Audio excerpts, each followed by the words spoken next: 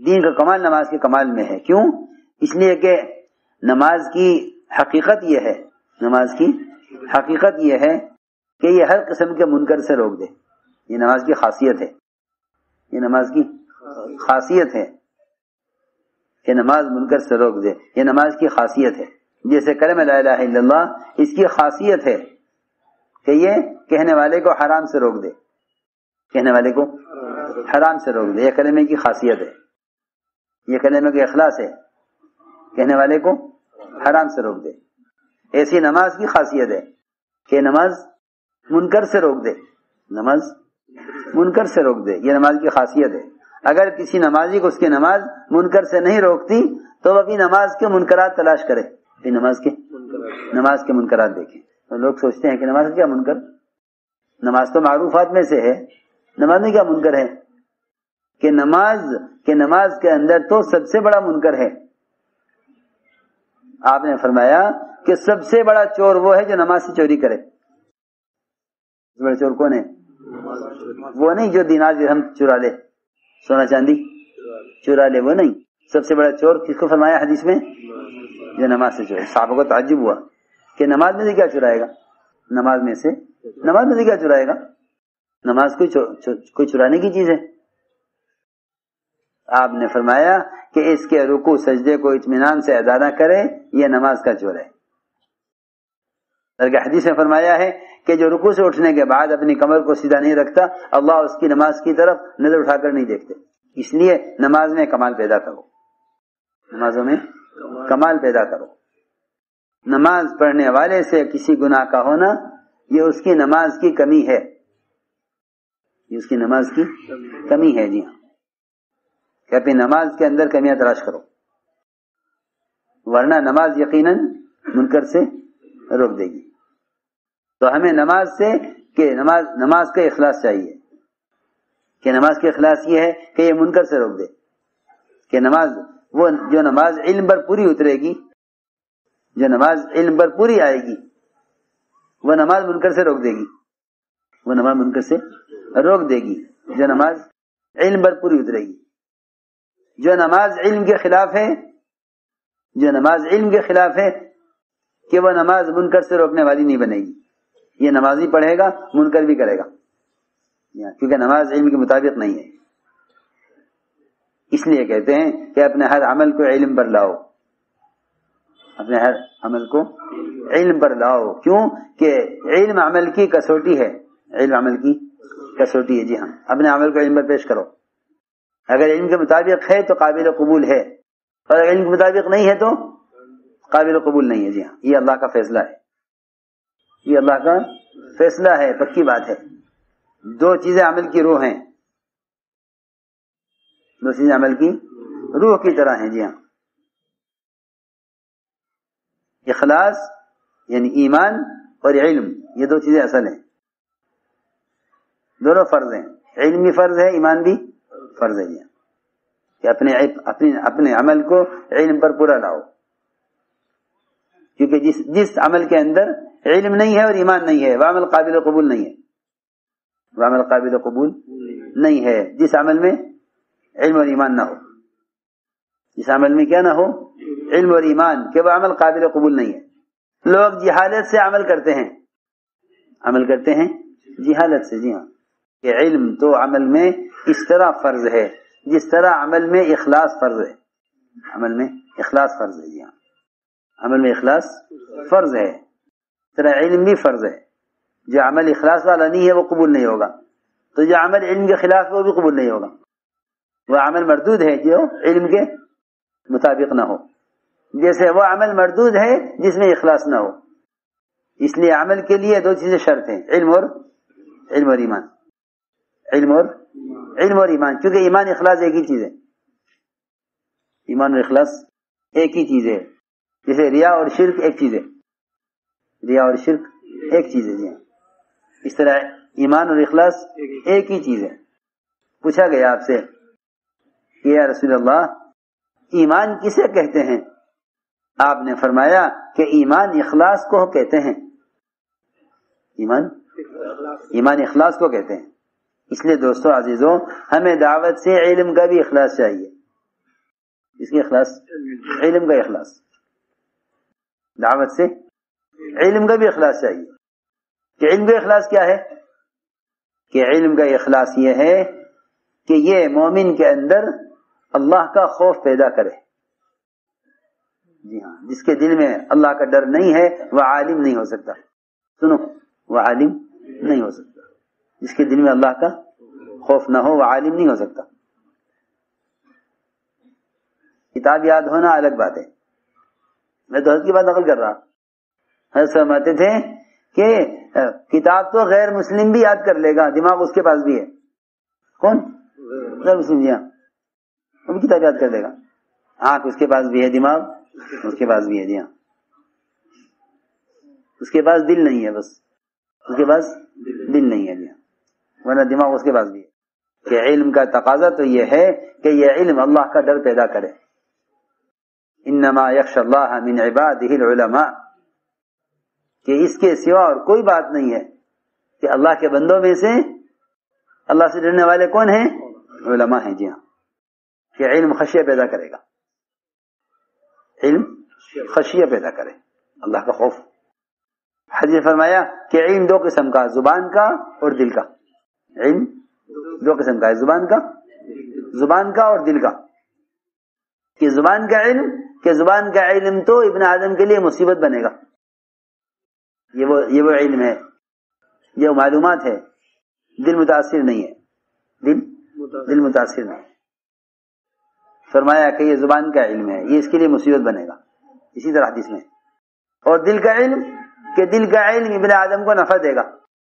دل کا علم اس کو نفع دے گا. جی ہاں، کیونکہ دل کا علم اس کے اندر خوف پیدا کرے گا. خشیے کی جگہ، خوف کی جگہ دل ہوتا ہے، خوف و خشیے کی جگہ دل ہے. جی ہاں، اس لیے فرمایا کہ علم دو قسم کا ہے، زبان کا اور دل کا. کہ زبان کا علم اس کے لیے مصیبت بنے گا، اور دل کا علم اس کو، کہ دل کا علم اس کو نفع دے گا. کہ اس لیے علم کی دعوت دو تاکہ دعوت سے علم میں رسوخ بھی پیدا ہو. یہ بھی ایک بات ہے.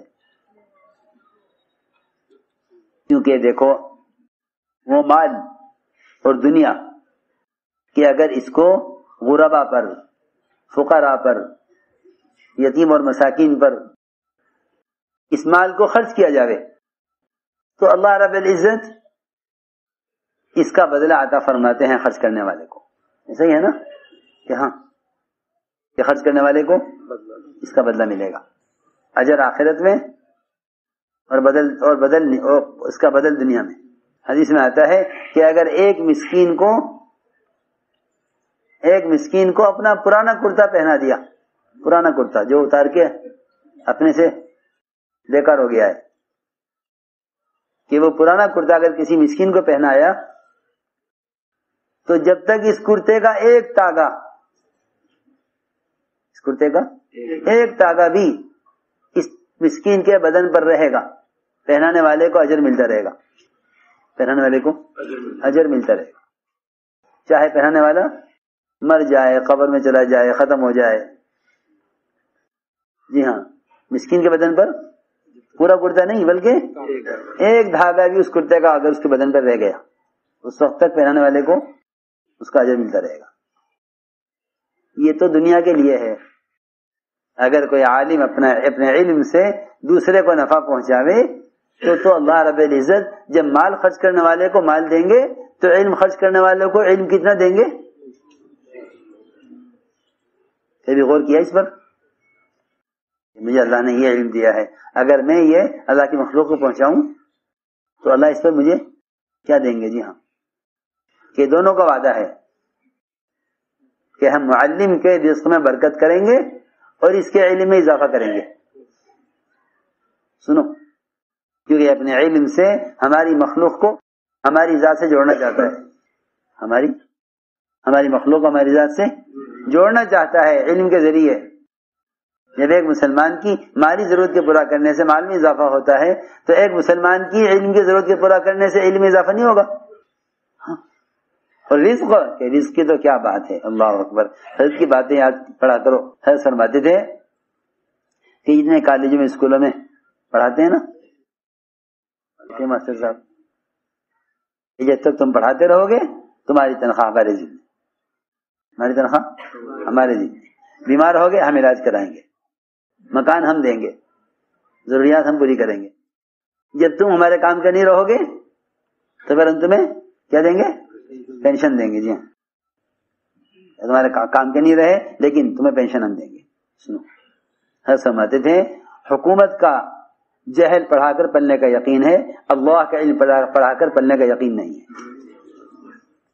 اس کی بات ہے، حکومت کا جہل پڑھا کر پلنے کا یقین ہے کہ حکومت پالے گی، کیونکہ ہم حکومت کا جہل پڑھا رہے ہیں، وہ پالے گی۔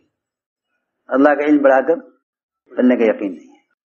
ابو ہریرہ رضی اللہ تعالیٰ عنہ حدیثیں سب سے زیادہ حدیثوں کے حافظ تھے، آنے والوں کو حدیثیں پڑھانا، سمجھانا، بتلانا۔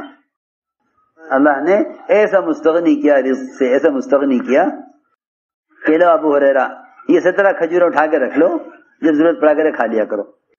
اور فرماتے میں نے 17 کھجوروں میں سے 17 کھجوروں میں سے میں نے آپ کے زمانے میں کھایا، پھر ابوبکر کے صدیق کے زمانے میں کھایا، پھر عمر کے زمانے میں کھایا، پھر حضرت عثمان کے زمانے میں کھایا۔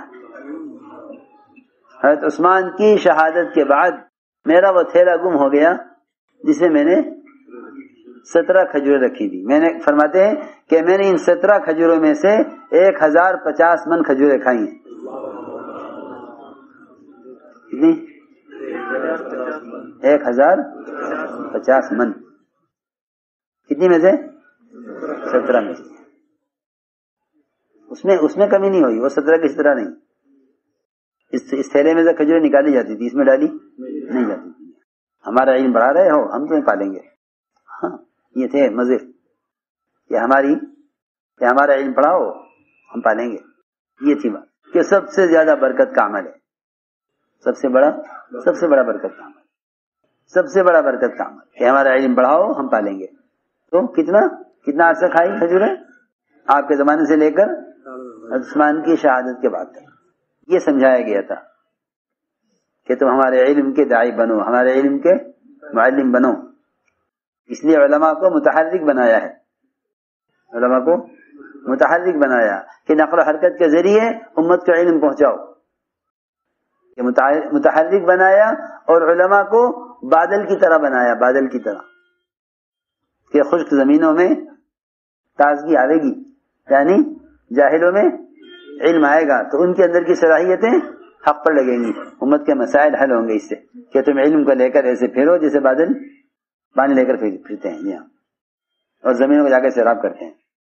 یہ تھی بات کہ علماء متحرک تھے علم کو لے کر، کیونکہ علم امت کی امانت ہے۔ علماء طالب ہے، امت مطلوب ہے۔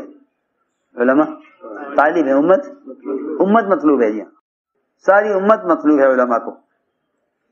علماء کی ذمہ داری ہے کہ اس کام کا جو اصل مقصد ہے، نقل و حرکت کا جو اصل مقصد ہے، وہ امت کو جہالت سے نکالنا ہے۔ یہ اصل مقصد ہے خروج کا، کہ نفر ہے تفقہ فی الدین کے لیے، نفر کہے کے لیے ہے تفقہ فی الدین کے لیے نفر ہے کہ علم کو لے کر پھرو بادلوں کی طرح۔ امت میں جمود ہے جیسے زمین کے اندر جمود ہے اور بادلوں میں حرکت ہے، امت میں جمود ہے۔ حدیث میں دونوں کی مثال دی اسی طرح کہ آپ کا لایا ہوا علم وہ تو بادل کی طرح، اور علماء انبیاء کے وارث، اور علم اور ہدایت بادل کی طرح۔ یہ حدیث میں صحیح روایت ہے۔ مثل ما بعثني الله به من الهدى والعلم كمثل غيث، کہ جو علم میں لے کر آیا ہوں ہدایت کہ وہ بادل کی طرح اور امت زمین کی طرح۔ بتاؤ حرکت کون کرتا ہے، زمین یا بادل؟ جی ہاں، موٹی سی بات ہے کہ امت زمین کی طرح یہ حرکت نہیں کرے گی، علماء بادل کی طرح یہ حرکت کرے گی۔ جی ہاں، برس جا کر امت پر، برسوں امت پر جا کر، اور ان کو نکالو ان کے ماحول سے تاکہ ان کے اندر کی صلاحیتیں ابھر کر آئیں۔ وادیاں پانی کو جمع کرتی ہیں، اچھی زمینیں پانی کو جذب کرتی ہیں، اور اس کے اندر کی سارے سبزے اور اس کے اندر کی ساری صلاحیتیں ابھر آتی ہیں، جس سے ہر ایک کو نفع ہوتا ہے، ساری مخلوق کو نفع ہوتا ہے، ساری مخلوق کو نفع ہوتا ہے۔ یہ تھی بات۔ اس لیے میرے دوستوں عزیزوں